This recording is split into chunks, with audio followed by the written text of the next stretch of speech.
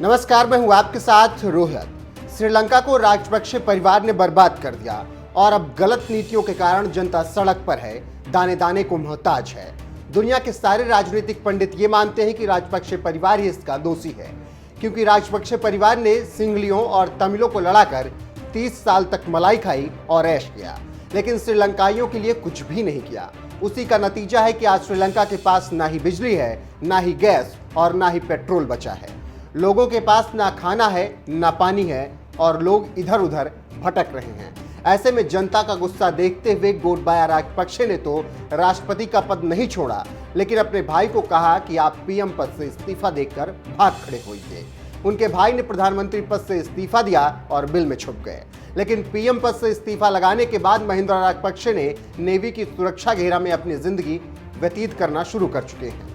इसी बीच एक महीने बाद महिंद्रा के भाई और श्रीलंका के राष्ट्रपति गोटबाया राजपक्षे श्रीलंका की जनता से ये बड़ी बात कह दी कि वो अब राजनीति नहीं करेंगे। एक इंटरव्यू में उन्होंने कहा कि जनता ने हमें 5 साल के लिए चुना है, तो वो बीच में नहीं इस्तीफा देंगे, लेकिन एक बात तय है कि वो अब राजनीति नहीं करेंगे। गोटबाया राजपक्षे ने अपने कार्यकाल के बचे 2 साल विरोध प्रदर्शनों के बावजूद पूरा करेंगे, लेकिन उसके बाद चुनाव नहीं लड़ेंगे। राइटर्स के मुताबिक राजपक्षे ने ब्लूमबर्ग से बात करते हुए कहा कि मुझे 5 साल के लिए जनादेश दिया गया, मैं अब फिर से चुनाव नहीं लड़ूंगा। बता दें कि श्रीलंका 1948 में ब्रिटिश हुकूमत से आज़ादी मिलने के बाद से अपने सबसे खराब आर्थिक संकट के दौर से जूझ रहा है।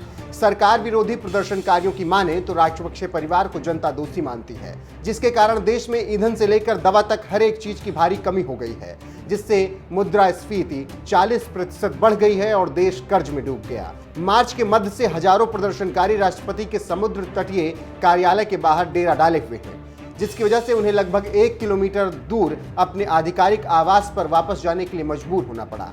मई में सरकार समर्थकों और प्रदर्शनकारियों के बीच संघर्ष खूनी हो जाने के बाद राष्ट्रपति के बड़े भाई महिंद्रा राजपक्षे को पीएम पद से इस्तीफा देना पड़ा था। ये बात हम ऊपर आपको बता चुके हैं। उसके बाद गोटबाया ने रानिल विक्रमसिंघे को श्रीलंका का नया प्रधानमंत्री बना दिया।